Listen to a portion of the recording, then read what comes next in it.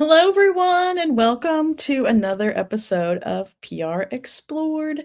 PR Explored is the PR podcast where we delve into trends and topics related to public relations. I'm your host, Michelle Garrett, a PR consultant and writer, and my guest today is Katie Robbert. Hello, Katie. Hi, thank you for having me. I'm so excited you're here. Katie is the CEO of Trust Insights, but I know her from the kind of the content marketing world and marketing profs events and things. And I have followed you and respected your advice for so many years now. And I'm so pleased to have you here. Well, thank you. I'm excited. I think that it's interesting. I worked at a PR agency for a while. I have a lot of friends and peers who are in the PR world, but I myself, like it's if you asked me to sit down and do PR, I'd be like, I don't know. But I respect it. I understand it, but it's I've been so adjacent to it for so long that I'm actually really excited that I have the opportunity to talk with you about where my world and your world really converge. Yeah, well, and I like I said, I could have had you on at any point in time, and you would have had, insightful things to say. But I attended your marketing profs session. They marketing profs hosted an event about SEO. I forget it was like the future of XEO or so. There was some I don't know what it was called, but you gave a very insightful session there, and I took a lot of notes, and I thought it would be really relevant to what people that listen and watch PR Explored would be, the work that they're doing. So thanks for being here. um, I want to today. So we're talking about. Of course, we're talking about SEO. We're talking about GEO, which we're going to use GEO, I think, as the acronym. I know every day it's something different for AI driven search. And we're going to be talking about it in the context of how it fits in with the work of PR pros. But we will probably touch on some other things, and we'll try to define anything that you might not, know. We're going to use some acronyms here and there, which I am not always a huge fan of, but we have to do it. So yeah. Do you is GEO the term right now? I think so. People they start sort of that tongue in cheek rattling off GEO, AEO, AIEO. XEO is what I think marketing profs was referring it to, but that was more of the cross section. I feel like I need to like make this simple. Like it was the cross section of a lot of things. But yeah, I mean, call it what you want. You can still call it SEO. It's just now GEO, generative AI engine optimization, but GAIEO doesn't really have sort of the same ring to it.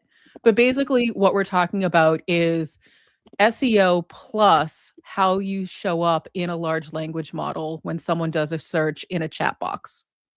Okay. I'm putting a couple links in here too because Trust Insights has a fabulous course on GEO, and maybe you want to talk about that for just a second before we hop into our questions here. Yeah, absolutely. So between myself and my co-founder, we've given a lot of talks about what GEO is. And what we realized was that there was a real opportunity to do some education around, the basic tenets of GEO, which is really, I like to call it technical SEO on steroids, which we'll get into why, SEO is not dead. Thank you very much. Um, but yeah, so the course is 90 minutes of education around the core tenets of GEO and how to get started with each of those. And the good news is if you already have a solid SEO strategy, so SEO typically the three tenets are what? On-site, off-site, and technical. Off-site being things like PR, coverage, on-site being what's on your website, technical being, more of those like keywords, meta descriptions, all the traditional things, then you're already in good shape. So we go over that, but where also generative AI fits in to each of those. Mhm. Yeah, and that would be a really great starting place for people who are trying to kind of get their arms around this because I think I really I believe in following the advice of people that you trust. And you and Christopher Penn, your co-founder, are very trustworthy people to follow your advice. And yeah, I think I see advice all over the map. I know I follow a lot of SEO people, I follow a lot of PR people, and I get really frustrated by some of the advice, and it's hard to know because one person will tell you one thing and another person will tell you something else, and so it's just like you never know, what to really listen to. So, yeah, but I think that would be a great starting point, and, it's a reasonably, I think how long is it? Like, is it how long is the The course? course is 90 minutes, Oh, okay, that's self-paced. You can, I think, I forget how many modules and chapters and all of those details, but 90 minutes self-paced. You can start it today, put it down, pick it up next week.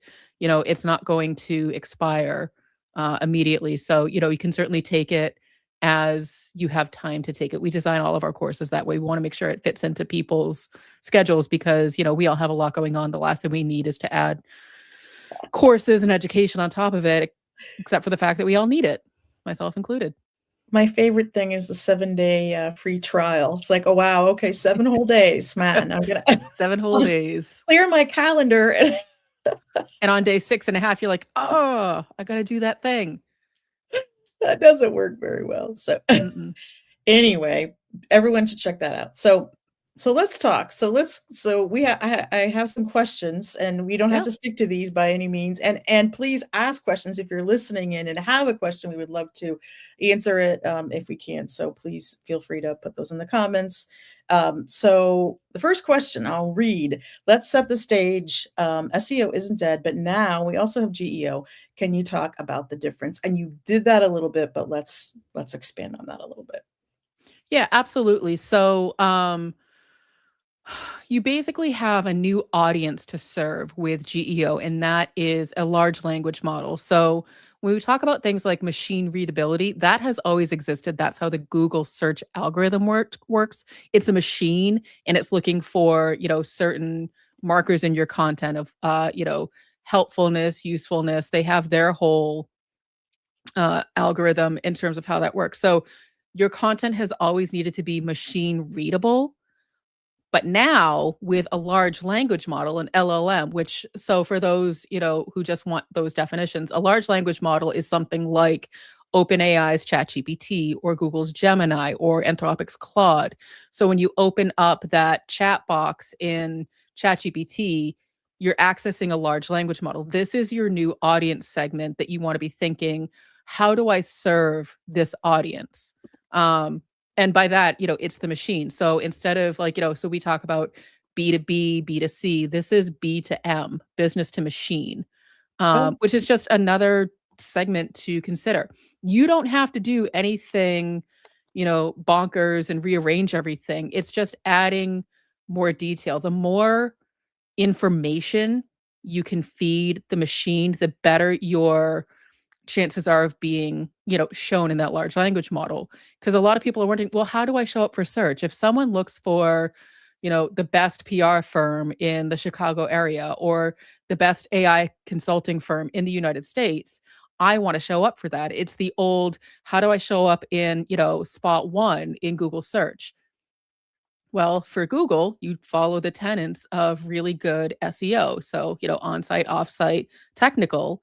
If you want to show up in a large language model in search, now you have to do on-site, off-site, technical, and then also catering your content for how it's found. So the way that a large language model at a high level, I'm going to keep everything, super high level. I'm not going to get into like very deep technical details. We certainly can do that like maybe in a different conversation. A large language model like a Google Gemini or an OpenAI's ChatGPT, it's doing, you ask it a question, it goes and does its own search. So it's acting like a search engine within a search engine.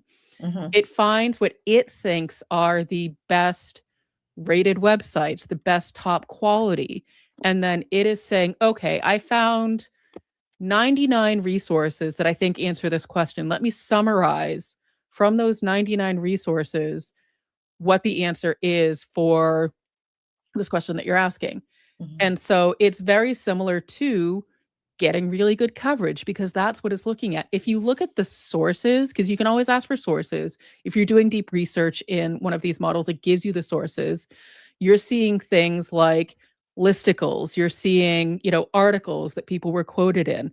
This should all sound very familiar to PR folks. These are the things that you need to be doing anyway, but this is the data that these large language models are using to serve up their answers. And so if you're not in those resources, then you're not going to show in the large language model. So SEO isn't dead, PR isn't dead. None of those things are dead. Everything is very much alive. Right. And if you, we were talking a little bit before, if you haven't been doing those things, this is the time to do them. Right. And if you have Right. been doing those things, just continue, maybe double down, put a little more resources behind those, behind SEO and PR. Mhm. So I think this works very well right now, right into the next question. It kind of dovetails right into this. So let me put it up here. This drives me crazy. So a lot of people that I see in the PR world are advising their clients to just completely throw out their playbooks based on AI-driven search, GEO, whatever we're calling it. So can we talk about how this is not as crazy a shift as some might try to lead you to believe? Because I have a feeling they're probably trying to sell you something. So that might be the reason. Most likely. Yeah, it's not a crazy shift. So, as I just mentioned, what if you look at the sources that a large language model is pulling from, it's the sources that your PR team or your PR firm would be getting you placed in. And so it's going to be, the large language model is going to look for sources like top 10 consulting firms of 2025. Those are probably placements that you'll be wanting to get anyway for your consulting firm.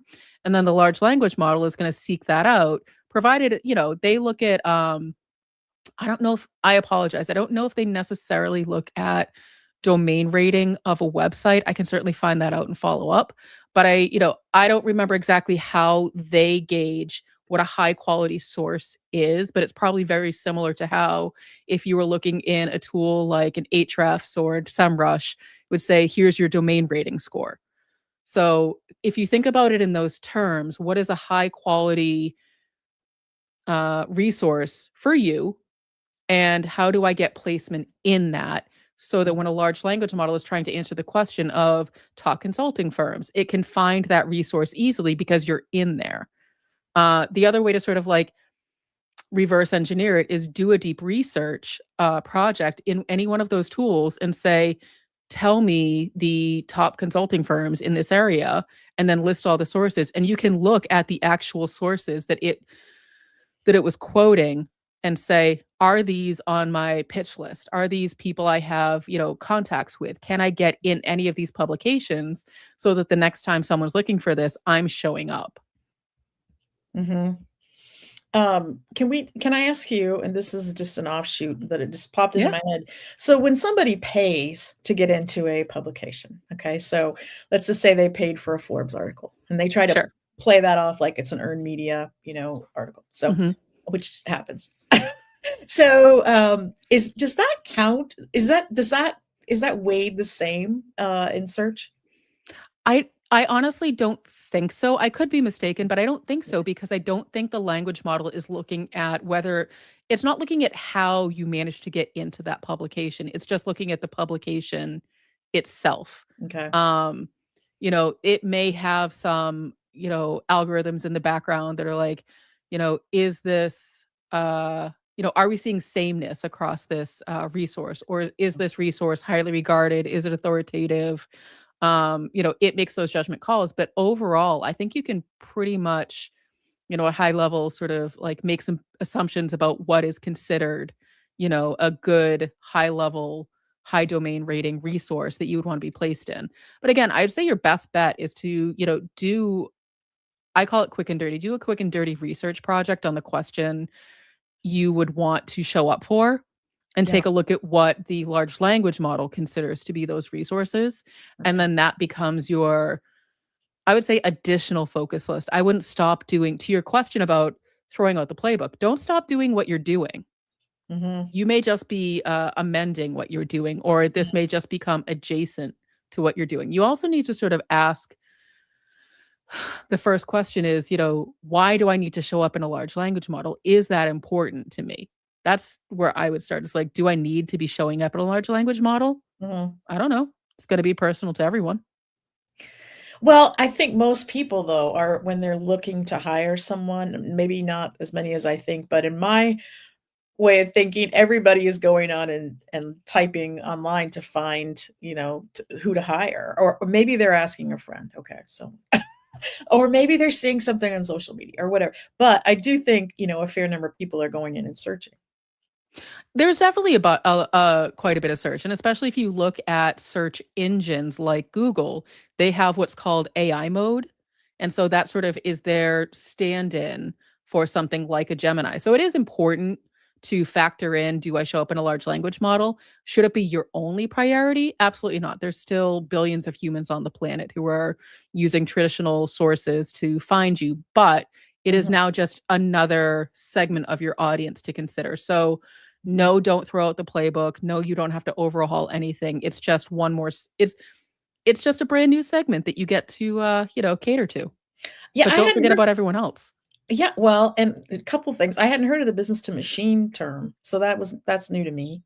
And then, are your customers using, a search? Are they using search to find you? I think that's the another thing to find out, right? Like, um, because some professions they might not do that as much, but I think for what we do, it's pretty common, and I mean, I'm even having people come to me and say, "I found you. I was talking to ChatGPT, and I asked these questions, and you came up." So, then I know that it's working, but, I mean, maybe it doesn't matter as much, for everyone. I don't know. Well, I mean, and there's a couple of different ways to approach that is, basic analytics and basic measurement. And so you can take a look at your referring domains in your web analytics, like a Google Analytics. You can set up segments to specifically capture, Gemini or OpenAI or Anthropic's Claudes. We actually have an instant insights, and I believe that's also covered in the GEO course.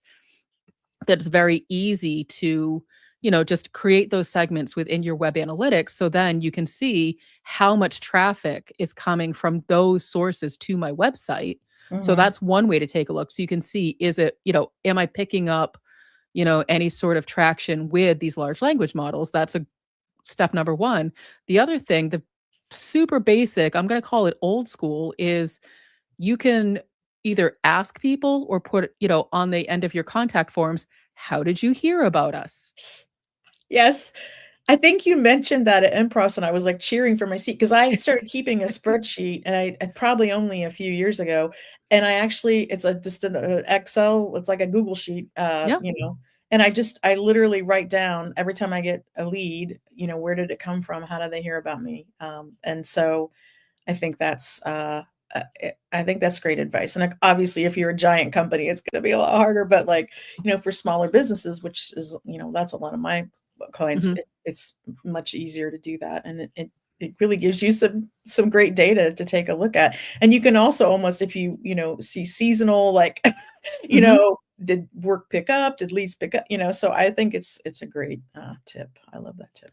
Well, and for like an enterprise size company, they probably have a customer journey that includes something like request a demo, talk to a salesperson, this, that, the other. Someone fills out a form, if they do it whether they're at a live event and they have like the tablets or they're doing it on a website, it shouldn't they should already have how did you hear about us on there.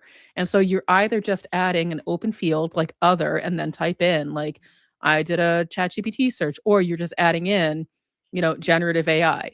And so it really just depends on how you want to capture that information. But if you're not currently capturing how Mhm, did you hear about us, how did you find us, whatever that looks like, whether it be, person to person or on your website, that's a great place to start. We've actually seen on our contact form when someone wants to hire us for speaking or consulting, we've started to see a pickup in the amount of people who are listing some sort of a large language model as their source of how they found out about us, which is fantastic to see because we're trying to do all the things we're educating about just to demonstrate that it works.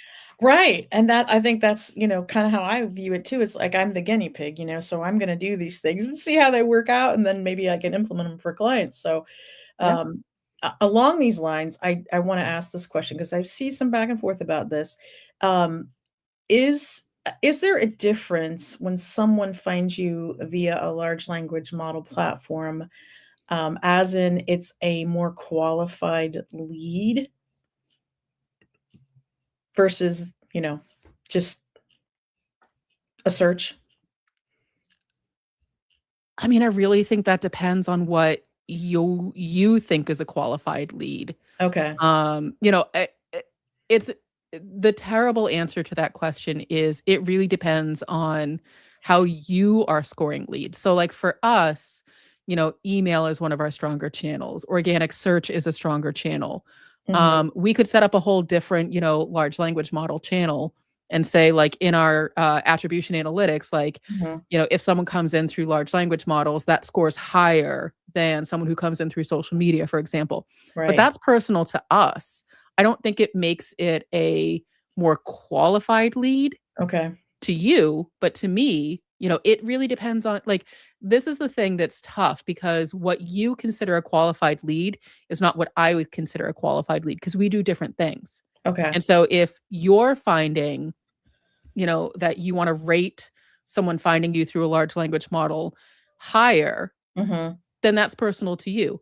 I Okay. could in for the nature of the work that we do at Trust Insights, it is actually something that we would consider because that means we're doing our job. People are finding us through the things that we want to educate and consult them about. Right. So for us, that would make it a higher qualified lead, but that doesn't necessarily mean that they have, money to spend with us. It's just the source of where they came from. Yeah.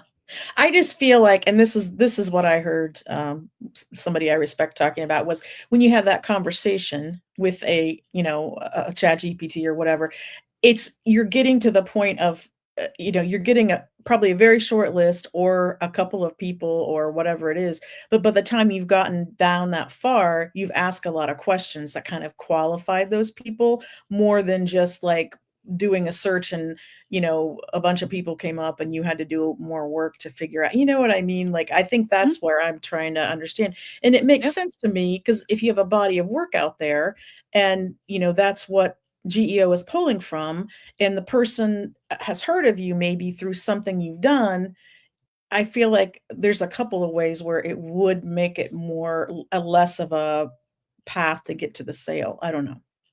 I mean, I definitely think that there's merit in that. I think it's, definitely true in some instances. The thing that we are blind to is what people are actually searching within a large language model. That's not data that those companies are ever really going to give up in the way that like Google gives us Google Search Console data so we can see what people are searching, how they're searching, or like an SEO tool like an Ahrefs where you can see the keywords and sort of like where they went when they searched those keywords. We're not going to get that data from a large language model. So it's harder for me to say definitively Mhm. that that scenario is always true. I do think it's sometimes true. Mhm. So Yeah. there may be something else you wanna sort of, like, tease out of that conversation when someone does reach out to you and say, "I found you through a large language model," because it could be as simple as, "I wanted to know the top consultancies in the Boston area, and your name came up." Like, to me, that doesn't make that person qualified. That makes them just sort of interested in learning more, so they're still at that top of the funnel. Mhm. Whereas in your scenario, someone's going through and getting that short list, you're right, Mhm. that does put them, like, closer to middle or bottom of the funnel, but we don't know that because we Yeah. will never get that data. Okay.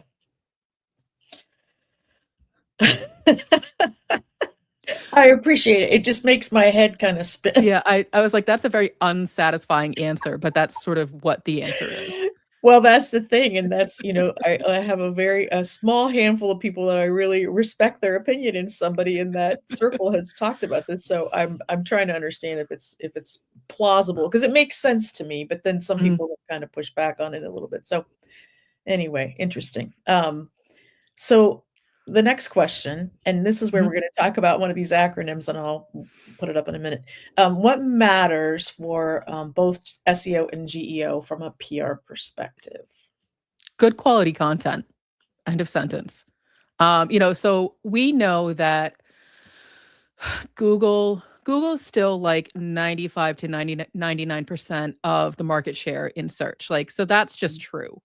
That hasn't changed with large language models. Google is still the dominant force. And so we always look to what Google is doing with search to sort of like set the standard. So they have their Google search quality rater guidelines, which is sort of what we use. It's all in their developer notes. You can easily find that information. But basically it tells you what they look for in a piece of quality, in a piece of content to determine that it's high quality. And Mhm. so, at one point it was a little bit more simplistic of, does it answer the end user's questions? Does it provide value? Is it helpful? And now what they have is, and I had to write this down because I never remember what this stands for, is the EEAT, experience, expertise, authoritativeness, Mhm. and trustworthy, which totally just rolls right off the tongue. And so basically, ideally, the content you're putting out answers, or ticks these boxes. So it speaks to your experience. So think things like case studies, your expertise. How long have you been doing it? Can you demonstrate that you've seen the good, the bad, the ugly? The authoritativeness.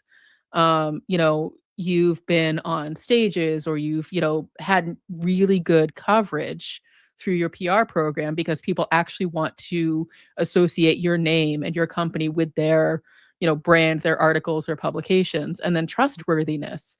Do you have a really good brand reputation overall, or are there, Google reviews that are all like 1 star that you've never addressed, but hey, still just go ahead and trust me. So you want to make sure you're still ticking those boxes. That's still true Mhm. for GEO because it's really, again, sort of, I keep saying it's just like SEO on steroids. So your content still has to hit those marks from a PR perspective and from a general search perspective.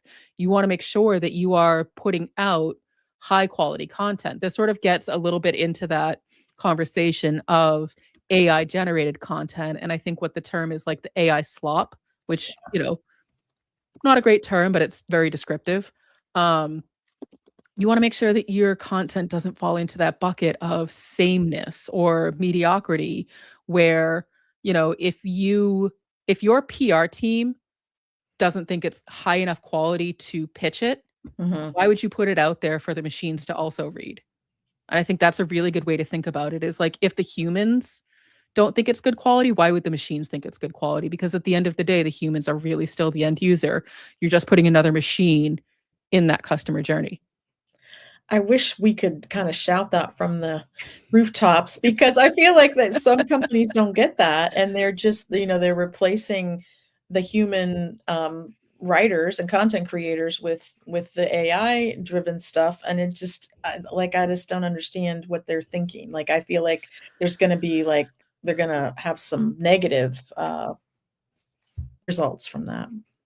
More content doesn't mean better quality. It just means that there's more mediocrity out there. And so what ends up happening in that instance, so if you're using generative AI to generate a lot of mediocre content, great, you have a high volume of content. That mediocre content is what a large language model is gonna pick up on, and that's gonna start to, maybe, damage your brand reputation because you lose that authoritativeness, you lose that trustworthiness because, it doesn't really give your point of view, it doesn't demonstrate your expertise, it doesn't demonstrate your experience, Mm. or you've programmed it so that 20 pieces of content are the same thought leadership content with just a few words changed. Like, the machines catch on pretty quickly, just the same way that humans do, if not faster. Yeah, and I think we see some backlash as far as, like, the companies that publish the list of the 10 best, and then they put themselves on the list. I've seen Oh, some yeah. stuff about that. Um, and we do have a question, so, Yep, let's I don't know if the whole thing's gonna fit on the screen yep. here, but let's see if we can read it. People are gradually replacing Google with AI for basic searches. Google has noticed and added an AI option at the top. How do you see that impacting where people end up with their searches? I mean, here's the thing. Humans have to use critical thinking. They have to use judgment. AI does not change that. It gives them more options to pick from. So, we talk about how AI is spreading misinformation. That's not a new problem that we have with technology. You can go on any social media network and get misinformation, all the way back to things like a live journal or Friendster. You can go before that with, zero technology and, people spreading word of mouth rumors. That's misinformation. It Mhm, happens. mhm, AI is just doing it faster. And I'm guessing that's what you're sort of getting at, is that how do you see impacting where people end up with their searches? You, the human, still have to exercise your critical thinking to see, you know, does this make sense? Like, I think mhm, my co-founder Chris likes to say, "Does it pass the sniff test?" And so think about, like, when you take some food out of your fridge and you open up the Tupperware and you're like, "Nope, smells good. It's good for another day." Or like, "Ooh, yeah, no, that's gone rancid." Like, that's what he sort of means when he says, "Does it pass the sniff test?" You have to do that. And my recommendation is to try to look at multiple sources. So, if you're getting an AI search result, question it. Ask, is this factual? You can ask the large language model. You can ask in the chat, how much of this did you hallucinate? How much of this is made up? How much is this factual? And it will give you a response. It might not be the response you want, but you can challenge these large language models to say, did you give me the correct information? And sometimes it's going to say, no, you're right. I totally hallucinated 90% of that. You can ask for sources. It has to give you the sources if you ask for them. They may not be sources that you think are reputable. So, my recommendation for humans, challenge everything. Go in with a healthy skepticism. Don't mhm. just accept what the AI is telling you, because it gets it wrong a lot, because AI is programmed by humans who are also flawed. Right. There's just so much to this. I told you, Michelle, like I warned Michelle pre-show. I tend to go on these rants and I'm trying really hard not to, but the thing that people need to remember about AI, it's just another piece of software, and we need to treat it as such. It's not like a magic wand that's gonna, like, it does a lot of stuff, don't get me wrong, it's very cool. I have a lot of, like, very cool Claude co-work projects happening with autonomous AI, but it all still has human in the loop. So, me being the human, so much supervision. I am not in a place where I feel like AI can just go ahead and, take over without any sort of human intervention. That is just a terrible idea for a lot of reasons. And again, sorry, I'll stop ranting. No, I it just always makes my, brain hurt, but because Sorry. I think it's like you decide what you're gonna believe or go by, and then you get, Mhm, new more information, and then you're like, "Wait a second." But it's good. I mean, it means that we are thinking critically, and that's, dying out. So we really the more we can encourage, people to really, really take, time to think through this, and also, when you get new information, it's okay to, like, reevaluate and rethink it again, like, and it's mhm, evolving all the time. So, yeah, 'cause AI is not new, but, the way everybody talks about it 24/7, it's just, it's like, wow, okay. mhm. I wanna know if we can determine, what sources AI is citing. You can. Um, I will go on record to say I am still skeptical that it's giving you all of the information. But you can absolutely ask for, and share your sources, and it will give you a list of sources, just like, in an academic paper, it has all of its citation, it has all of its reference material. You can ask generative AI to give you that information. And then you can decide whether or not it's citing sources that you are aligned with or not, which may change the way in which you use it. The way to get around, this is sort of like a part two of the question that you didn't ask, is if I don't like the sources Mhm, that generative AI is pulling from, you, the human, are responsible for giving it the sources that you want to pull from and saying, only use these. A really great way to handle that is like on a local machine that can't do a web search. Claude mm, Cowork is really good at working locally and sort of constraining where it can go. You can turn off web search. Um, a notebook LM, for example, you can turn off web search and just give it the sources that, let's say you have a bunch of academic papers that you want to summarize. There is ways to handle the sources that AI is citing if you don't like the way that an open model like a ChatGPT or a Gemini is pulling the information.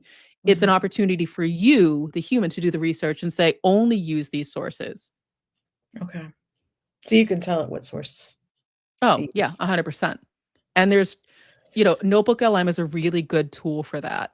Okay. So for those who don't know, Notebook LM, part of the Google product family, you can basically use it like a really sophisticated research tool. So one of the ways that we use it, a use case, is we have, oh gosh, because we just did an update. It's like a 164-page sales playbook for our company. I'm not going to read that. I'm absolutely not gonna read I lied. I did read it because that's my job. But overall, I'm not gonna keep rereading it. So I gave it to Notebook LM, and I can just ask specific questions and be like, "What did we say we were gonna price this service at?" And it will pull up just that information, or give me a little bit more information about this particular ideal customer profile, and it will give me just that information. Another really good use case for Notebook LM that I used was, I was working with a nonprofit, a humane society, and they were doing interviews with staff and volunteers around what works and what doesn't work with the overall process of the animal shelter. And I was able to give all of those transcripts to Notebook LM and come up with a concise, here's what everyone is saying the problem is, here's what everyone is saying is working. And at no point is it pulling from resources outside of what I gave the notebook, which I find to be really helpful because I didn't need outside resources. I just needed within that particular instance what people were saying. Whoa, okay. No, that's good. And if you have Google, then you already have access to the tool. If you have, like, Google Work Suite or whatever they call it now. Yep, you can use it for free within Google Workspace. I think, I would have to look, but I think you can access it if you don't have Google Workspace. You just, Okay. you may have like a more limited version of it, but yeah, I would say definitely. So to your question, how do we determine which sources AI is Yeah. citing? Mm. Ask it. Ask it for Okay. a source list. And if you don't like the sources, take control over them. Here's a little offshoot question. So I work a lot with B2B clients, trade media. Is trade media a good place for, companies to wanna show up in articles?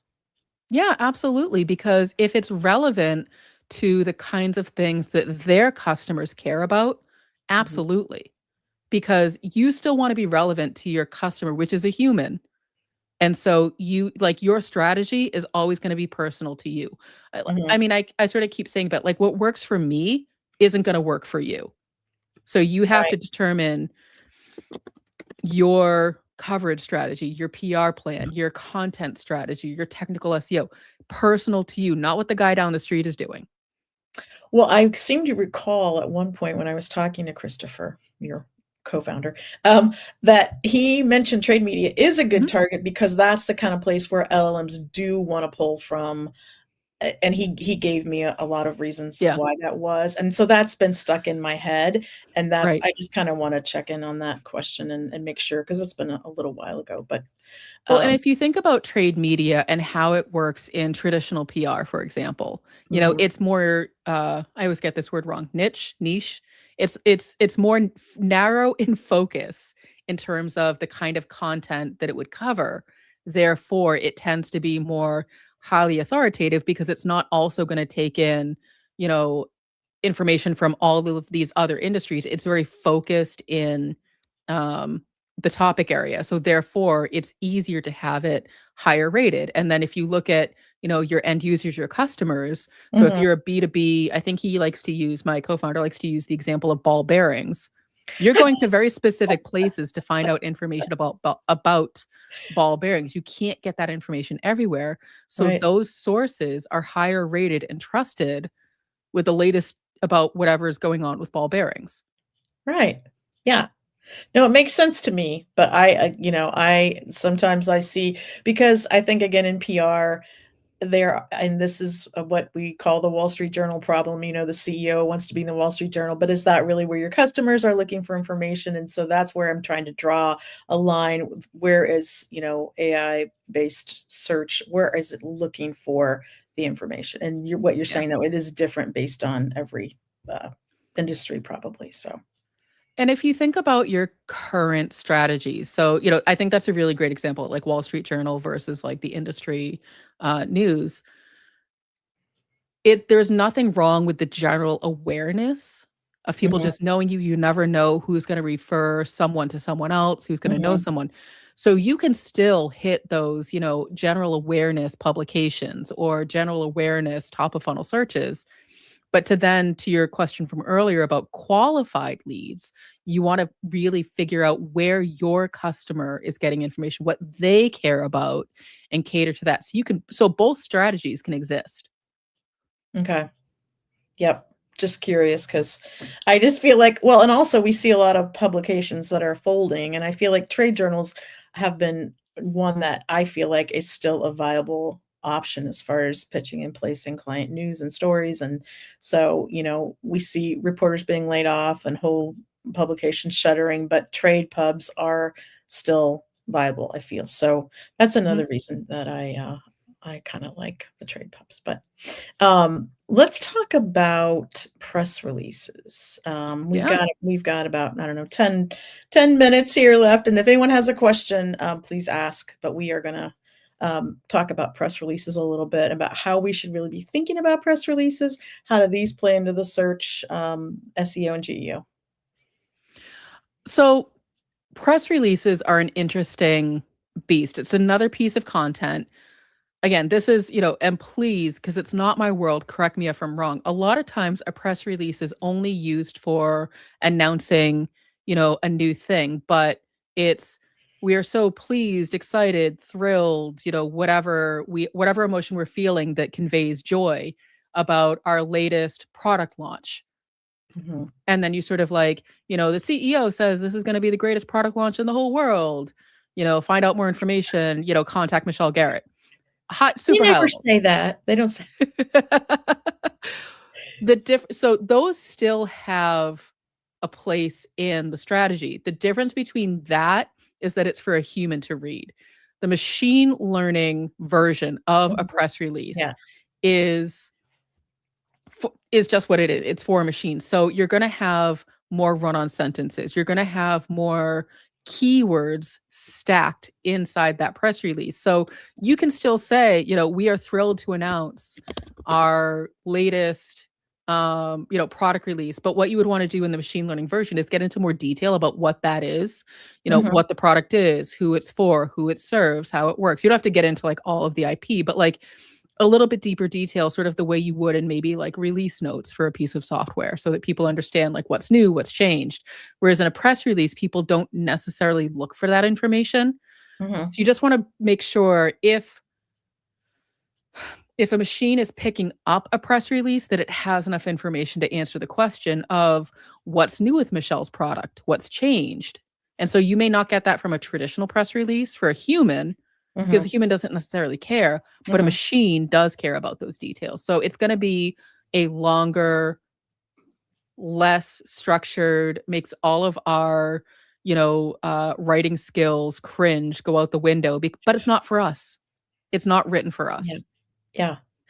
Do you have any thoughts about wire services?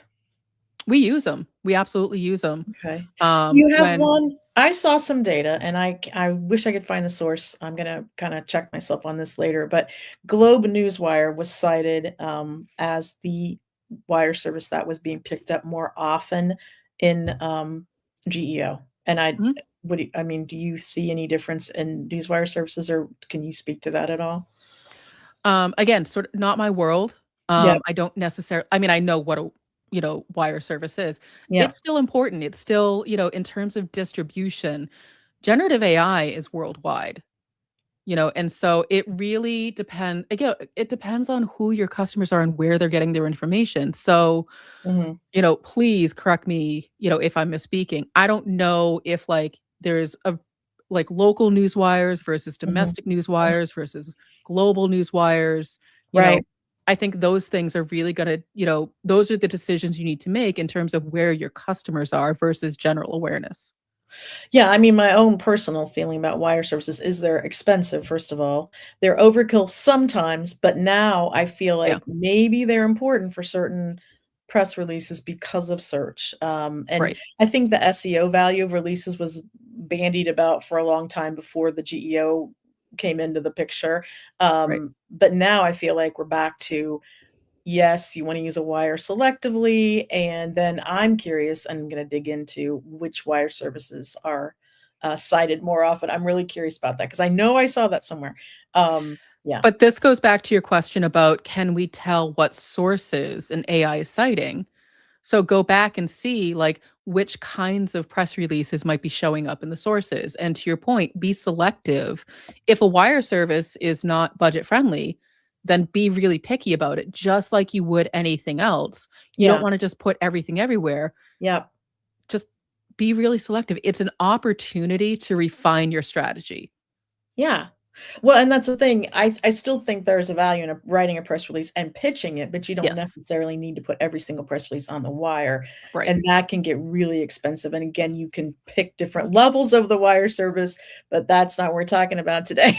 Right. That's for another conversation. But anyway, yeah, I was just curious if they play a role in search more so now than they were maybe a couple of years ago. And I feel like the answer is yes. So. Yeah. The answer is yes. I don't wanna rush through here, and I know Christopher has a question, but It's actually, he's got a good question. We can certainly okay, tackle well, that let's one. do that one, and then we'll go on. We'll try to fit these last 2 in. Christopher says, "Given the importance of publications and the rise of Substacks, what do you think about starting your own trade publication?" I think, you know, if I'm approaching this from a very pragmatic stance, it would be what already, so do a little bit competitive analysis. What already exists out there? What are you competing against? So, Chris, to borrow your ball bearings example, is there already a lot of content and publications that cover ball bearings? So how is yours going to be different? What Mhm, is the differentiator in your content? What is mhm, the gap that you're filling in terms of, well, nobody's talking about ball bearings in terms of their floatability or their shininess. And those are questions that people are asking. So therefore, I can answer those questions in my trade publication.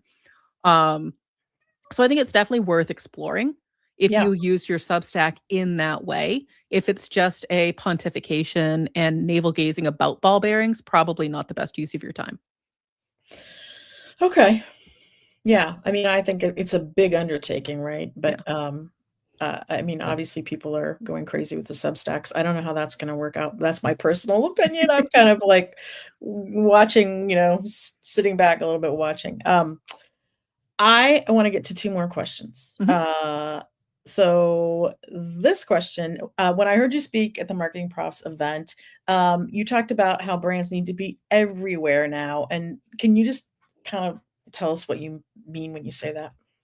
Yeah, absolutely. So, one of the things that we advise, and this, you can learn more about in the GEO course, but at a high level, you want to make sure that you have enough content for a large language model to scrape. So if you're looking at your homepage and there's two sentences and just a few links, a large language model is going to struggle with that a bit because there's really nothing to pull from that. You want to have information about who we are, what we do. And it sort of goes back into that machine version of a press release. It's not for the human. You can even put the disclaimer, the following, block of content is for machine readable, audiences only or something along those Mhm. lines. But that's where one of the things we've done on the Trust Insights website is every page is now just the content is so much longer now. It gives more information. It's more of the story. It's more of the, and here's what we do, and here's anything that we can possibly answer about what it is. So it's getting those blocks of content, putting them, get one really good about us and put it everywhere. And when we say put it everywhere, remember Google still owns the market share for search. So focus on Google products and properties first. So for example, um YouTube. We talked about YouTube as, part of being everywhere.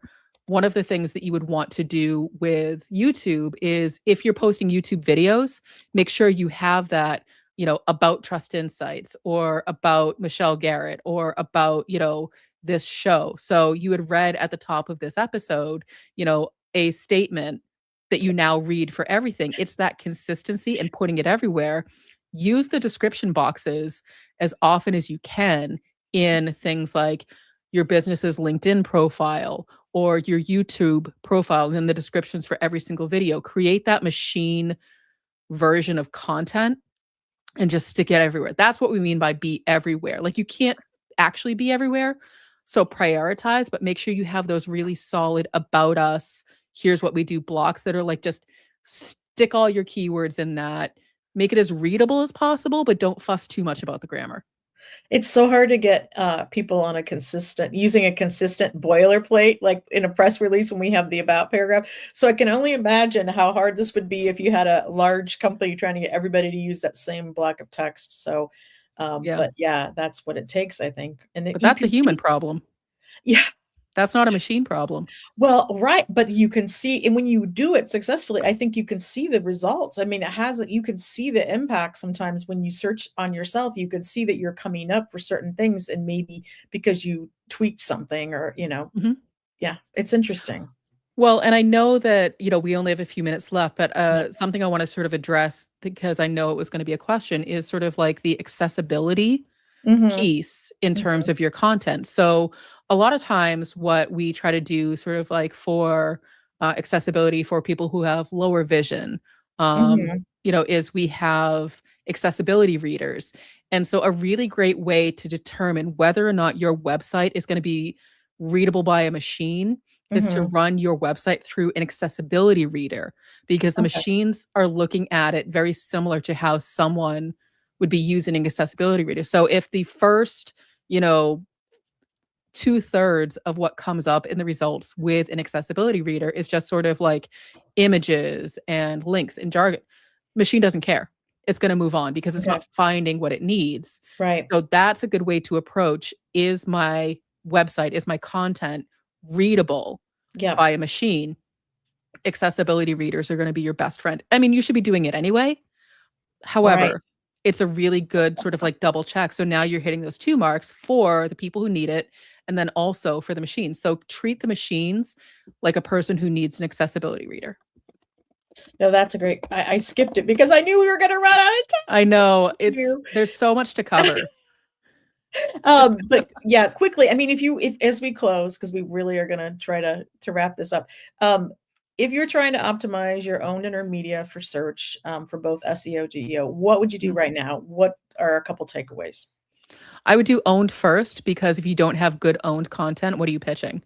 Right. That I think that's sort of like basics. So I would optimize my owned content first. Again, look at Okay. an accessibility reader. Use your SEO tools. Look at, Ahrefs, SEMrush, whatever SEO tool you're looking at.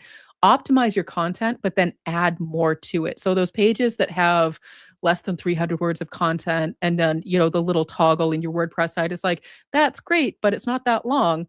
Consider what it would look like to make that content longer in a meaningful way. That's sort of a big statement, but there's, again, there's sort of those about us blocks. So if you don't have more content to add, consider repeating that, about Trust Insights, about Michelle Garrett, about what we do, those Mhm, kinds of things. Those are great places, especially mhm, if you don't have a lot of content. So you're optimizing for the machines. And then don't skip your SEO basics. Like, mhm. don't trade good SEO for GEO because GEO is good SEO. Oh, I love that. That's perfect. On that note, we could talk all day, and I appreciate you being here so much, Katie. Thank you so much. Please follow Katie. Check out Trust Insights course. Look at their newsletters. Sign up for their newsletters. Both she and Christopher have a great newsletter, and they are just very wise and trusted sources. So thank you so much. Thank you for having me. Yeah, we might have to do a part 2. I would love that. Thanks so much. Thanks. Bye.